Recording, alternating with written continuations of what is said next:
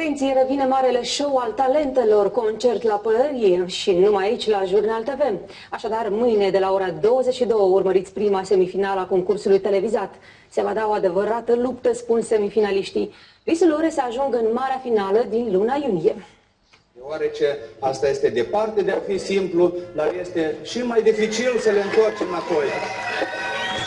Concurența acerbă între talentele descoperite de Jurnal Trust Media. Cei mai buni participanți ai concursului televizat Concert la Pălărie vin să se manifeste încă o dată. Semifinaliștii au fost desemnați de un juriu format din profesioniști, dar și de telespectatori, care au putut să-și susțină favoriții în cadrul unui televoting. Fiți alături de cei mai talentați moldoveni în cadrul celui mai mare show televizat din Republica Moldova, doar la Jurnal TV.